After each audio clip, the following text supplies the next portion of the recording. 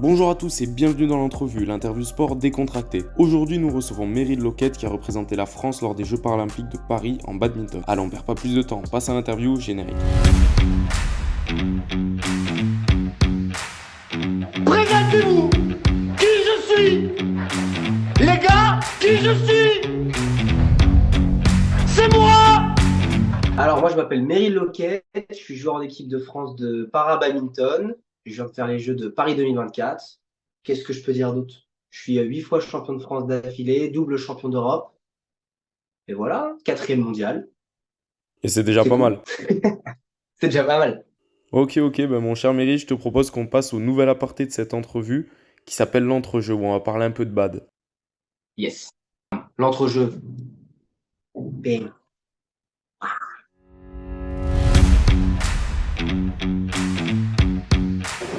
Muscle ton jeu, Robert. Si tu muscles pas ton jeu, fais attention.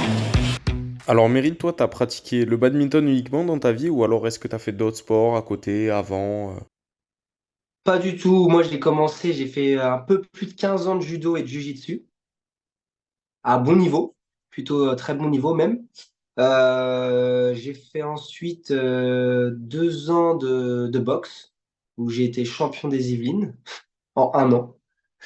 Et en parallèle de ça, je faisais un peu de badminton une fois par semaine parce que j'avais un pote qui était bon, il m'avait dit que je me débrouillais bien. Et c'est vraiment à partir de 2015 où j'ai commencé un petit peu plus à m'entraîner régulièrement. Et en 2018, c'est là où je me suis dit, je me lance à fond là-dedans, dans le bad. Toi, quand t'étais petit, t'avais des ambitions de percer dans le Voilà. sport de haut niveau ou pas du tout? Et à quel moment tu t'es dit, ah là, il y a un truc, faut pas que je lâche? En vrai, la vérité, c'est que j'aime le sport dans son ensemble. Comment expliquer? En gros, j'aime surtout ce que ça procure, ce que ça évoque. J'aime trop en fait le dépassement de soi. C'est quelque chose depuis tout petit que j'aime beaucoup, de dire que je vais à l'entraînement pour progresser, pour apprendre à connaître mon corps et vraiment aller plus loin, plus loin, plus loin. Ça, c'est un truc que je kiffe depuis tout petit. Et sinon, moi, je n'étais pas très bon à l'école, donc moi, mon échappatoire, c'était le sport, hein. Franchement, j'aimais pas beaucoup l'école. Moi, je m'épanouissais que dans le sport, que dans le sport. J'avais un bon niveau dans le judo, mais j'étais en valide et avec ma main, mon handicap, il y a eu un moment où le très haut niveau, tu peux pas l'atteindre quand tu as quand même un handicap. Et il n'y avait pas à cette époque-là de para-judo.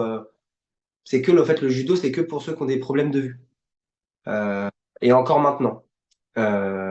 Donc, du coup, j'ai découvert le bad. Du coup, le judo, toujours invalide. Exactement, j'étais toujours en valide. Et le bad, pareil, toujours en valide, mais c'est un pote qui m'a dit, mais tu sais que ça existe du parabad et tout. Et je sais pas, en un an de temps, je me suis pris au jeu. J'ai fait les championnats d'Europe, je suis arrivé troisième. Je m'entraînais déjà un petit peu. Et je me suis dit, waouh, c'est trop bien le haut niveau, c'est ça que je veux faire, c'est ça que je rêve en fait depuis que je suis tout petit. Je vois les jeux, je vois tout. Je suis sportif en fait dans l'âme. Et donc voilà, c'est comme ça que je me suis dit feu. Et surtout, je terminerai là-dessus pour pas être trop long, mais c'est mes parents, ils m'ont toujours accompagné à 100% dans tous mes projets sportifs. Et du coup, j'avais pas de frein en fait. J'avais pas de frein à arrêter l'école, entre guillemets, et aller dans ce projet à fond. Je rebondis sur le fait que tu dises pouvoir concilier sport et études. Est-ce que toi, t'as réussi à le faire? Ouais, j'ai fait un BTS. J'ai fait un BTS en alternance, où j'étais en alternance pour payer en fait pour payer mes tournois. Et j'ai travaillé après pendant un an à mi-temps en Galerie Lafayette pour payer toujours mes tournois parce que c'était le para, c'est assez compliqué de gagner sa vie correctement, surtout quand tu viens de commencer. Et là maintenant ça va un peu mieux puisque ça fait quand même un moment que je suis dans le circuit, puis je suis pas non plus 15e mondial. Là je suis entre 4 et 5 mondial, des fois 3. Donc heureusement que j'arrive à en vivre un petit peu. Mais sur le début, c'est un peu compliqué. Donc, ouais, j'étais obligé de travailler à mi-temps au début, après mes études. Et aujourd'hui, t'arrives à en vivre pleinement de ce sport, que ce soit avec les revenus des tournois ou alors des sponsors? Alors, revenu de tournoi, on a zéro revenu de tournoi. C'est que du bénévolat. Que du bénévolat par rapport au valide. Tu vois, je sais pas si tu connais, mais par rapport, tu vois, le tennis, Ouais, bien sûr. tu passes un tour, tu gagnes comment dire, des primes. Ouais, je vois. Nous, en para, on n'a pas du tout de primes. Ok, mais du coup, comment vous faites? On n'a pas du tout de primes sur nos tournois. C'est notre fédération qui nous aide énormément financièrement, qui nous aide à hauteur de 80% sur 6 tournois à l'année. Et après, tu as tes sponsors privés. Moi, j'ai la Banque Populaire qui était sponsor officiel de Paris 2024. Et j'ai aussi l'armée des champions. Je ne sais pas si tu connais, c'est le bataillon de Joinville. Donc, je suis entre guillemets Je suis parti de l'armée de terre. Et du coup, elle consiste à quoi ton implication dans ce projet? Et en gros, ce que ça fait, c'est qu'il te paye tous les mois, c'est mon patron, à m'entraîner. Voilà. Et en échange de ça, je dois bien représenter la France à l'international, je dois avoir une belle équité, bien m'entraîner, bien représenter la France, le drapeau. Comme il y a beaucoup de similitudes avec les soldats français qui partent à l'étranger. Ouais, ça se ressemble beaucoup. Exactement. Toi, du coup, comme tu le disais tout à l'heure, tu as pratiqué la boxe et le judo. Quelle valeur t'as Mhm. trouvé différente avec le bad? Ou alors est-ce que pour toi, ben, les sports ont tous les mêmes valeurs? Ah, je dirais que- en fait, moi, j'ai comme le judo, franchement, c'est vraiment. Moi, j'ai eu un entraîneur, c'était vraiment l'art martial pur. C'est pas vraiment la compète qui l'aimait, c'est vraiment le respect. Tu sais, il y a des valeurs, je sais pas si tu es déjà allé dans un dojo, tu as la tête de Hirano Kano, celui qui a inventé le judo, et tu as plein de petits mots à respecter, tu vois, c'est du respect, être poli, tout ça. Et moi, mon entraîneur était vachement là-dedans, et comme j'étais très hyperactif de base, tu vois, donc ça m'a permis de me calmer et tout. Donc moi, ça m'a plus éduqué le judo. Et le bad, c'est vraiment un défouloir pour moi. Franchement, c'est technique, tactique, explosif. Il faut être malin. Ça a tous les piliers du sport. Tu peux pas arriver comme ça du jour au lendemain et dire je vais être fort au badminton. C'est impossible. De toute façon, les sports de raquette, c'est tellement technique que tu peux pas t'improviser professionnel comme ça, quoi. Et c'est ça que je kiffe. C'est ça que je kiffe. Il y a un peu d'élitisme. Donc ouais, c'est ça que j'aime bien. Et ça a l'air quand même de bien te correspondre le bad parce que t'as pas l'air quand même d'être le plus mou. Ta ta ta ta, on m'appelle la Kalash, mec. Du coup, là, tu nous parlais des valeurs propres au sport que t'as pratiqué, mais tu nous disais tout à l'heure que le sport c'était un peu un exutoire pour toi. Qu'est-ce que ça t'a apporté dans la vie, le sport? Bah, je pense que, je sais pas si tu as déjà lu le livre de Vicente Lizarazu. Il parle de cette maladie de va pouvoir faire du sport plus de 1 ou 2 jours d'affilée, même des fois. Ben, j'ai un peu ce truc-là. Moi, j'ai besoin de faire du sport presque tous les jours. Là, je pars dimanche en vacances et je sais que là, je vais faire des treks. Je vais aller marcher, je vais faire de la muscu. Je vais pas m'arrêter parce que c'est trop mon truc. J'adore ça. J'adore la prépa physique, j'adore la physio, j'adore donner des cours de sport, de préparation physique aux gens. C'est un truc vraiment, j'ai l'impression, je suis né pour parler sport, pour vivre sport, j'adore ça en fait. C'est trop bien parce que du coup, c'est un kiff constant. C'est cool. Ouais, c'est ça, normalement, quand t'es passionné de sport, il n'y a pas que un sport en particulier qui t'anime, il y en a plein d'autres. Bah, exactement. Exactement. En plus, tu sais, quand tu regardes d'autres sports, même si tu le pratiques pas, tu captes beaucoup plus vite les petits trucs, tu vois, genre la technicité, la tactique, les adversaires, le truc. Dès que n'importe quel sport, tu captes trop vite le truc, tu vois, quand tu es sportif de niveau, vu que tu es dans le truc tout le temps, tout le temps, tout le temps, tout le temps. Et ben là, c'est trop bien, c'est plaisant, tu comprends vite le sport. Bon, après, je vais pas te mentir, il y a des sports, moi je trouve que c'est pas des sports, je vais pas dire lesquels, mais il y en a quand même, c'est tiré par les cheveux, quoi. Je vais rien dire. Je dirais rien, mais On dira t'inquiète. pas de nom, mais quand même, on pense à quelques-uns, ouais. Oui, oui. Mais toi, du coup, si t'avais pas été sportif de haut niveau, t'aurais fait quoi dans la vie? Tu serais resté vendeur chez Galeries Lafayette? J'aurais vendu de la drogue, je pense. J'aurais mal tourné. Non, c'est pas bien de dire ça, c'est pas bien, c'est pas bien. C'est pas bien, mais je sais pas trop. Je sais pas, j'aurais fait un truc dans le commerce, un truc où il faut parler, où il faut tchatcher un petit peu, ou un truc un peu énergique quand même. Mais je me serais peut-être retrouvé, tu vois, préparateur physique dans le haut niveau, parce que j'avais quand même cette petite idée comment dire, d'échappatoire après les galeries dans ma tête, toujours un peu en comparaison avec le sport, parce que je donnais déjà un peu des cours de sport à des personnes en surpoids et j'aimais bien en fait bah, les aider par le sport, parce que pour moi, je trouve que le sport, c'est le meilleur des médicaments. Et voilà, donc j'aurais peut-être été là-dedans, mais j'en sais rien. Du coup, Meryl, toi, tu nous le disais tout à l'heure, t'as été champion d'Europe l'année dernière, que ce soit en simple ou en double en bad. Est-ce que c'est le plus beau moment de Ouais. ta carrière, ce championnat d'Europe? Ah bah franchement, je vais pas te mentir, là, les émotions qu'on vient de vivre avec Paris, c'était incroyable. Sportivement, je suis passé un petit peu à côté, mais sinon, tout l'à côté enfin, du tournoi était incroyable de voir tes parents, tu sais, ta copine qui est là, tes amis qui sont là, qui crient ton nom, qu'il y a une ferveur de fou. Donc, tout de suite pour avoir ça à chaque tournoi, quoi. Même si ça m'a déjoué sportivement sur mes compètes, là, sur ma compète, ça m'a un peu troublé. J'étais très crispé à cause de ça. Mais je re-signe tout de suite pour retourner au combat là maintenant, tu vois. Genre, c'est avec autant de monde derrière soi. Pour le para, en fait, pour nous, c'est incroyable de dire qu'il y a autant de gens qui s'intéressent à nous, quoi. Donc c'était trop Ouais, cool. c'est vrai, il y a vraiment eu un gros engouement, que ce soit les JO ou les Bah, paras, il y avait franchement, beaucoup de monde. franchement, Tony Estanguet, président. Je te le dis. Tony Estanguet, président. Bon, comme tu viens de le dire, les Jeux à Paris, c'était vraiment des grandes émotions. Toi, tu as pu comparer à les Jeux de Tokyo, il n'y avait pas de public. Zéro. Ouais, Ouais, voilà, zéro. zéro. Donc, qu'est-ce que tu as vu comme une grande différence entre ces deux organisations? Franchement, c'est le jour et la nuit, quoi. Déjà, t'es chez toi. À Tokyo, t'es pas chez toi. Il y a pas de monde à Tokyo. Il y a énormément de monde à Paris. Euh, je veux dire, c'est tout l'inverse qu'il y a eu à Tokyo, en fait. C'était pas vraiment les Jeux à Tokyo, j'ai l'impression.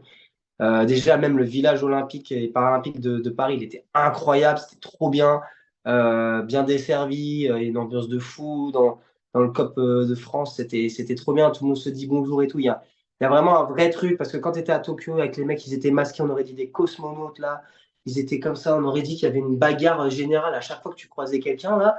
Donc là, c'était plus chill, c'était plus sympa. Et puis les émotions qu'on a vécues, c'est fois 10 000, quoi. Tu prends toutes les émotions. Moi, je les ai vécues fois 1000. La tristesse, la joie, parce que j'ai mes potes qui ont fait médaille d'or. Il y a Charles qui a fait médaille d'or, il y a Lucas qui a fait médaille d'or. Moi, j'étais. Heureusement qu'ils ont fait médaille d'or parce que sinon, je serais parti en dépression. On aurait tous perdu, j'aurais chialé. Et comment tu l'as géré, toi, ce retour à la vie normale? Parce que tu l'as dit, tu as vécu beaucoup d'émotions très fortes. Comment tu as rebondi après ça? Alors, c'est là où je trouve que j'ai bien géré mon truc, c'est que je savais qu'il fallait pas que je ne fasse rien. Donc, j'ai continué à faire des petits trucs à droite et à gauche. J'ai aidé pas mal de gens à faire des trucs, tu vois, qui n'ont rien à voir pour avoir l'esprit toujours occupé et pas trop penser à un peu à ma contre-perf, au fait que ça soit fini, qu'il n'y a plus du tout de monde qui s'intéresse un peu moins à nous.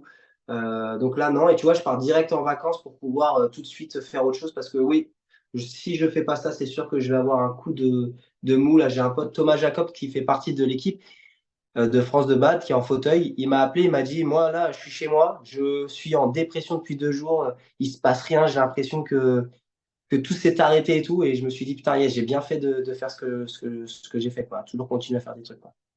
Ouais, du coup, tu as plutôt bien géré la transition entre les paras et la vie réelle. Grave. Mon cher Méry, je te propose qu'on passe au dernier aparté de cette entrevue, qui est une sorte de tu préfères. Allez, Allez, c'est parti pour l'entre-deux. générique.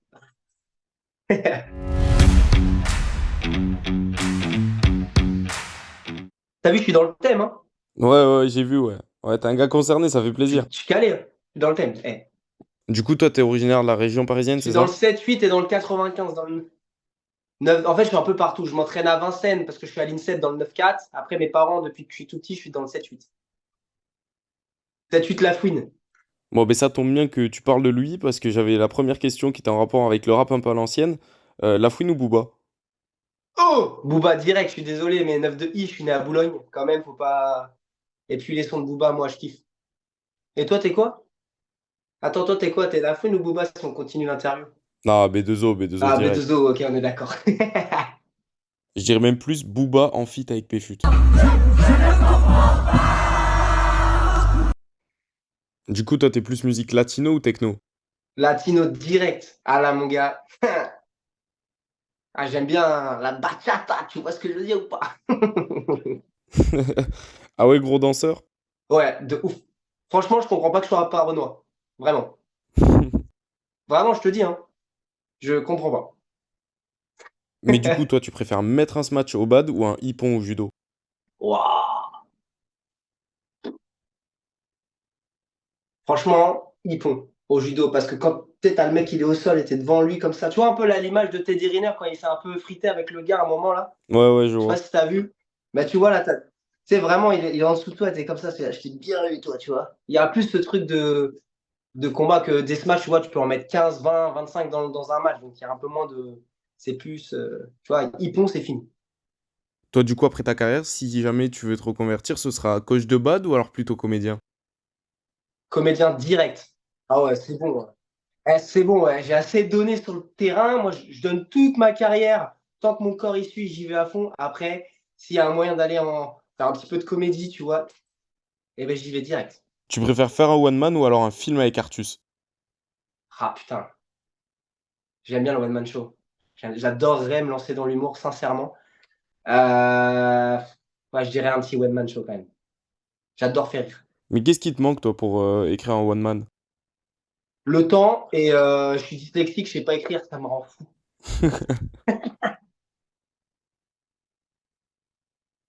Non, en vrai, le temps, le temps. Tu préfères trash talk ou alors le travail de l'ombre? Travail de l'ombre. Je suis pas un fou comme ça, moi. Je suis pas Conor McGregor, je suis pas Doumbé, je suis pas dans cette. Je les adore, hein. J'adorerais pouvoir faire ça, mais je me sens pas légitime. J'ai trop une tête de gentil. Et pour terminer cette interview, la dernière question, très très poussée comme toujours.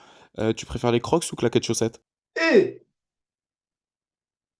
claquettes chaussettes, direct. D'ailleurs, moi, j'ai un petit regret, c'est qu'avec mon handicap, je peux pas faire ça, tu vois. D'ailleurs, c'est un peu le seul regret que j'ai de ma main. Je te le dis pas, mais voilà, je te le dis. Eh, c'était des bonnes questions. C'est la première fois qu'on me pose des trucs un petit peu comme ça. Je kiffe. Ça se voit, t'es un peu plus jeune que les autres journalistes. Ouais, bah ouais, j'ai 22 ans. Ah bah voilà. Et bah écoute, Meryl, c'est déjà la fin de cette entrevue. Merci beaucoup de m'avoir accordé de ton temps. Bah écoute, merci. Hein, désolé hein, pour le time. Hein, il est un peu tard, mais T'inquiète, y a vraiment pas de problème. Merci pour tout, on se dit à la prochaine. Ciao, ciao. merci. Bonne soirée. Salut.